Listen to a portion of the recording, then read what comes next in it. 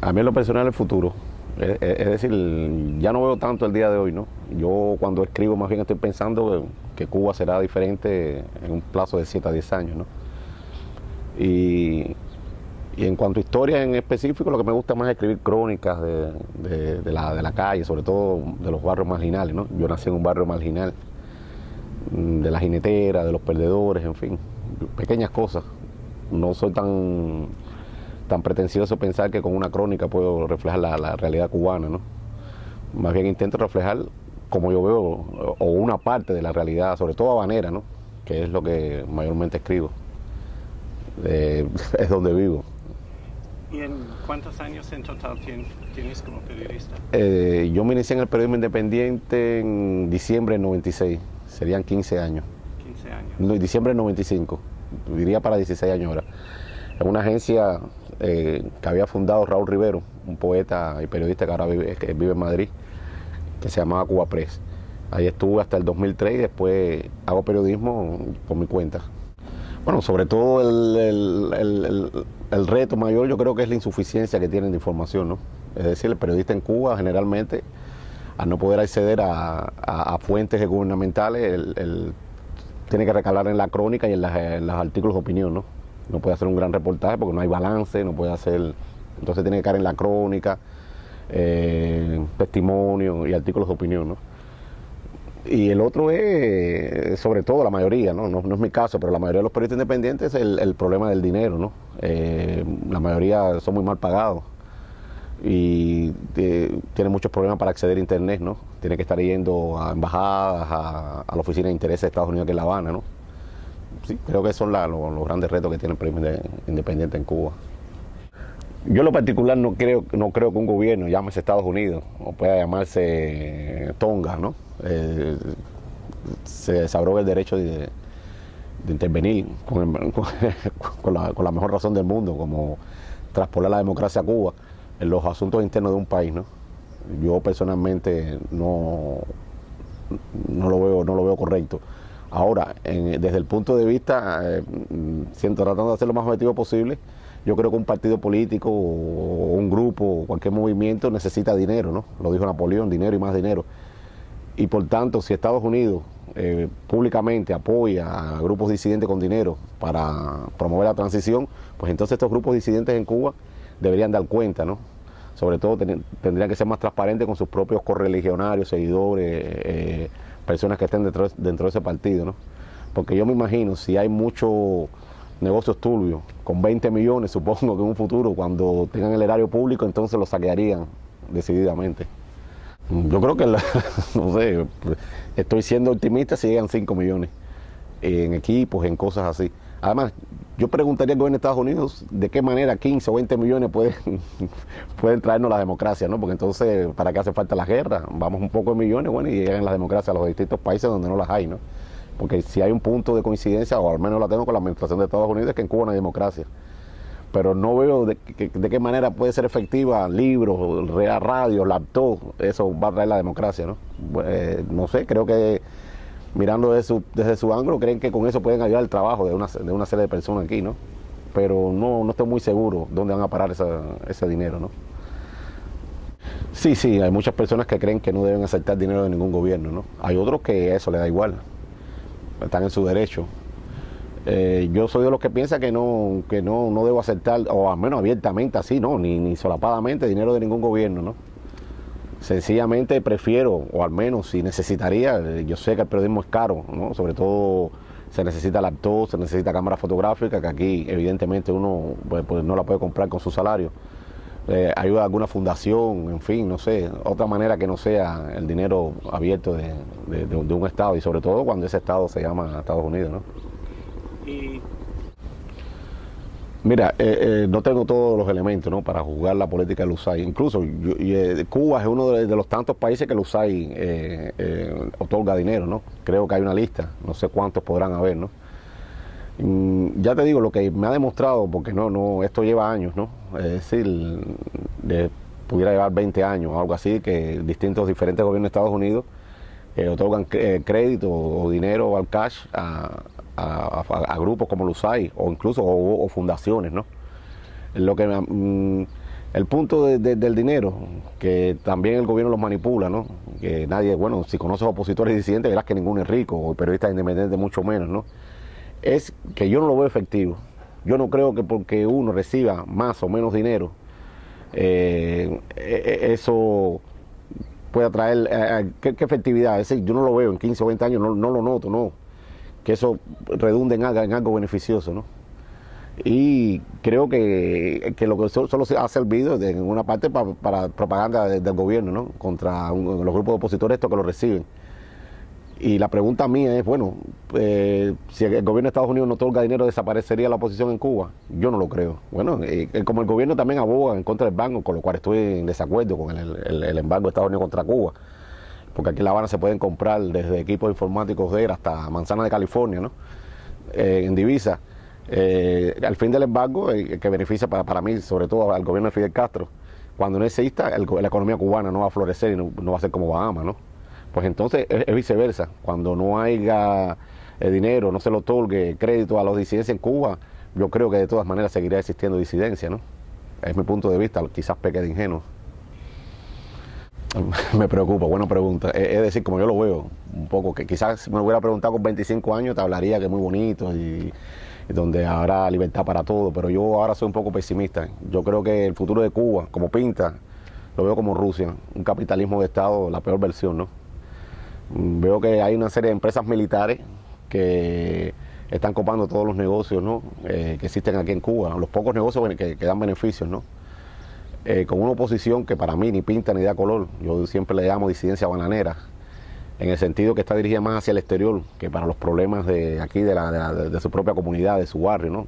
Debieran hacer la voz proselitista más con el vecino de al lado de su casa que hacer tantas conferencias de prensa y proyectos más bien dirigidos hacia el exterior, ¿no? Conocerse más en su propio país. Yo no creo que pinte bien, sinceramente. Y además con una disidencia, te digo que políticamente hablando, muchos son cadáveres políticos, ¿no? Por toda una serie de cosas que han salido en Wikileaks, de corrupción, de nepotismo y de caudillismo que hay en algunos grupos estos opositores. No creo que el futuro de Cuba, decididamente para mí, ¿no? sea algo que sencillamente pinta mal. Lo que más me motiva es que yo no nací en un barrio pobre, yo nací en un barrio de La Habana que es el Cerro, ¿no? Que era lo que hoy es el Pilar La Taré, que es uno de los barrios más marginales probablemente que hay en la ciudad. Ahora vivo en La Víbora, que no es un barrio marginal netamente, pero donde me muevo es en el mundo sobre todo de los marginales, de la gente que no han tenido opciones, ¿no? O no la han sabido aprovechar o no la han querido aprovechar, de las jineteras, de todos estos negocios que hay ilegales en Cuba, no sé, como la antena, como muchas cosas, ¿no? De las personas corruptas, en fin, más bien escribo de los perdedores o de los ganadores, ¿no? Cuando empiezan a perder. Bueno, eso fue a raíz de la Primavera Negra, ¿no? Del 2003. Mi madre era, o es todavía, pero en ese momento periodista independiente, de las más críticas, ¿no? Incluso Fidel Castro fue premonitorio. Unos días antes mencionó una serie de personas que se habían ido a alguna reunión, creo, o alguna recepción en una embajada, creo que de Estados Unidos, la casa del embajador de Estados Unidos en La Habana. Y días después vino, el 18 de marzo comenzó la redada esta contra opositores y periodistas independientes. Y me parecía que debía marcharse del país, ¿no? Evidentemente podía tener sus días contados. Y entonces, bueno, abrimos un mapa mundo y el país que le gustó, Suiza, ¿no? No le gustaba para nada Miami, quería estar lejos del cubaneo y Estados Unidos, bueno, eran dos personas, eran tres mujeres en este caso. Mi madre tenía en ese tiempo casi 60 años. Mi hermana, que no es opositora ni es nada, trabajaba aquí, una persona normal, y mi sobrina que tenía 8 años. Y bueno, decidieron Suiza por toda una serie de leyes que hay que favorecen sobre todo a las mujeres, el estado de bienestar que hay, es decir, un país más pacato pero menos violento, quizás, o menos estresante, ¿no? Como pudiera ser Estados Unidos. Y bueno, y ahí está, ni mal ni bien, simplemente lejos de su país, ¿no? Algo que creo que decididamente no me afecta solo a mí, sino creo que a más de 6 o 7 millones de cubanos tienen a alguien siempre al otro lado del río, ¿no? O en este lado del estrecho de la Florida. ¿Y ella cuántos años de edad tiene ahora? 69 va a cumplir este año. Sí, sí, es mucho más activa que yo, escribe mucho más, escribe para muchos sitios y evidentemente, tú sabes, la patria no es un objeto desechable, ¿no? Que se puede tirar así como cualquier cosa. Y yo creo que todavía sigue durmiendo con el malecón y con los frijoles negros, ¿no? Eso no se puede desprender de ella. Porque lleva 9 años, pero en Suiza prácticamente cumple ahora en el noviembre 9 años, pero todavía no domina ni el alemán siquiera. Es decir, que evidentemente sigue viviendo en La Habana, lo que realmente nunca la ha dejado, ¿no? Principalmente lo que hace es decir, yo le mando todos los trabajos, no tengo tiempo, tú sabrás, ¿no? Cómo es el periodismo. Yo les envío un paquete de trabajo y ella se lo hace llegar a los distintos sitios donde publico, es decir, el periódico El Mundo de España, Diario de Cuba, en fin, los distintos sitios. Ella es la que se los propone y ellos escogen el que les interesa. Y es la que me hace ese trabajo, a veces me le pone fotos, no, a veces le digo, mira, ponme tal vídeo, ¿no? O me le puede cambiar un título. En fin, es la que me hace con los trabajos de edición, es ella. No, es decir, lo que me influyó es el periodismo, porque mi madre fue periodista en Cuba desde oficial, te digo, estuve trabajando para el gobierno y llevaba 40 años haciendo periodismo. Trabajó en la revista Bohemia, que es el único medio que no desapareció en Cuba.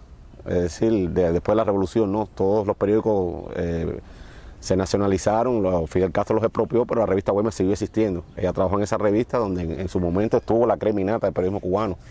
Llámese Enrique de la Osa, Enrique Capetillo, Mario Cuchilán, en fin. Y eso fue una escuela. Y yo crecí ahí, porque era tan majadero que ella me tenía que llevar con ella al centro de trabajo y tenía que estar cuando hacía trabajo, reportajes por todo el país, pues entonces el periodismo me viene por ella, se lo debo, ¿no? Siempre se lo debo porque si soy o hago periodismo es por ella, porque bueno, crecí con ella. Y ya cuando tenía como 12 o 13 años, para que no me aburriera, cuando estaba castigado, a rato me ponía a transcribir las cosas, las grabaciones, tú sabes que es muy pesado, ¿no? Y ella me decía, pues toma la máquina de escribir para que aprendas y ponte ahí con una grabadora a transcribir. Entonces ya yo con 15 años sabía escribir a máquina, ¿no? Y bueno, y el periodismo ahora, en opiniones, es decir, políticas, ¿no? Tenemos más bien un 70% de coincidencia, pero no, tenemos de desavenencia, tú sabes. Los hijos se parecen a sus tiempos, no a sus padres, ¿no? Mira, muy buena pregunta, no me había situado en el mapa de la blogósfera cubana. Chicos, yo me veo que soy bastante independiente y bastante honesto conmigo mismo. Es decir, yo no transo con toda una serie, lo que pienso lo digo.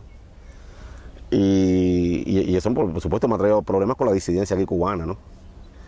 Y también hago trabajos que son, bueno, con el gobierno muy críticos, pero son mis puntos de vista, ¿no? Y ubicándome, bueno, yo no pertenezco a ningún portal, no pertenezco a ningún grupo, es decir, soy un blogger independiente, como también soy un periodista independiente, yo trabajo por mi cuenta, voy a mi aire. Sí, tremendamente fracturada. Y lo que me jode no es que esté dividida por asuntos de política, ¿no? Sino muchas veces está dividida por cosas puramente materiales, ¿no? Para ver quién tiene el favor del gobierno de Estados Unidos, a ver quién puede pasar el cepillo, digo yo, en recoger más dinero en la Unión Europea o Estados Unidos. Es decir, es lo que me jode, ¿no? No hay, no hay, y lo hay, de hecho, no saben aprovechar para mí, ¿no? Es mi opinión.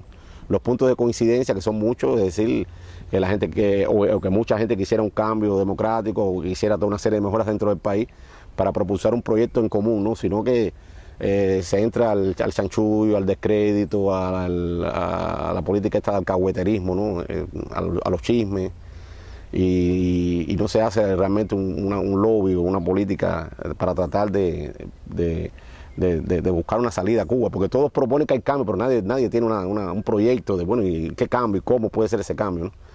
Porque si tú te lo pones, Tracy, desde un punto de vista, hay muchas más cosas que nos unen entre llámese la ideología que tenga, opositores, marxistas, comunistas, que las que nos separan, ¿no?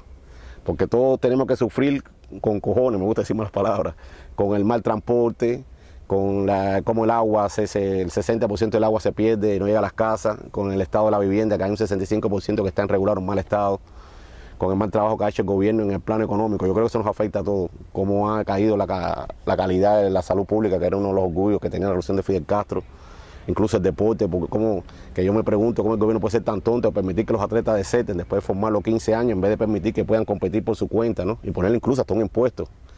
Es decir, hay toda una serie de cosas que yo creo que pensarán parecido, ¿no? O más o menos los disidentes y leales al gobierno, ¿no? Y esas cosas yo creo que la ciencia no ha sabido aprovecharlas. Mira, yo con la CINA nunca he tenido relaciones, es decir, yo recuerdo en 15 años solamente una vez fui a una recepción y fui más bien porque tenía ganas de tomar, vaya, hoy dije, bueno, un buen día para tomar o comer algo, porque ahí siempre se las gastan, ¿no? Y Raúl me dijo, coño, güey, que esto que lo otro, pero yo nunca he tenido contacto con la CINA, no tengo apenas relaciones, o no la tengo, de hecho, con el agregado de cultura aquí de prensa de la Oficina de Intereses en La Habana. Ese tema no te puedo decir del trato, ¿no? Por amigos que son periodistas independientes y sí van una vez a la semana a la CINA a navegar por internet, dice que el trato es muy respetuoso y profesional, ¿no? Pero que no han habido muchas grandes diferencias con Bush y ahora Obama, ¿no? Yo creo que yo me quedo con Obama, es decir, a un tipo que yo personalmente admiro mucho, sobre todo por lo bien que escribe, ¿no? Porque me leí el par de libros, Audacia de la Esperanza y lo sobre mi padre, que él escribió. Se esperaba más, ¿no? No estoy mirando desde el punto de vista de Cuba, yo creo que ha hecho para mí bastante, o lo que prometió. Es decir, quitar todas las cosas absurdas esas que había implementado George W. Bush, que para mí fue el presidente más malo que ha tenido Estados Unidos en el siglo XX. Y poco más, pero hay que verlo. Obama está atenazado por una crisis bestial, ¿no? Que tiene el bolsillo de los consumidores ya paralizado en Estados Unidos. Con problemas, ya tú sabes, muy graves tanto en el Medio Oriente como en África del Norte, ahora en caso de Libia, en Afganistán, Pakistán. Yo creo que Cuba no está en su agenda, decididamente. Bueno, el de Andrew Sullivan al rato lo leo, el tuyo lo leo, el de Yuma, de Ted Hendry, que también lo leo. Pero más me gusta la prensa americana, es decir, de Estados Unidos lo que más leo es la prensa, porque es el periodismo que me motiva, ¿no? Sobre todo la revista Time, Newsweek en español, que la leo mientras puedo. Y bueno, ya tú sabes, el New York Times tiene cada periodista que es para quitarse el sombrero, no sé, Gary Taylor, decir, qué sé yo, el New York Times, el Post, el Washington. Sí, además es un paradigma para mí, ¿no? Y yo el periodismo que intento ser, salvando la distancia, porque sé que siempre en este oficio se aprende todos los días, el periodismo que miro es el periodismo norteamericano. Es decir, frases cortas, tratar de las ideas lo más claro posible. Siempre ha sido el periodismo que a mí en lo personal soy un fan, ¿no? Un seguidor de ese tipo de periodismo. Aunque hay cosas que no me gustan, pero realmente lo aprecio mucho.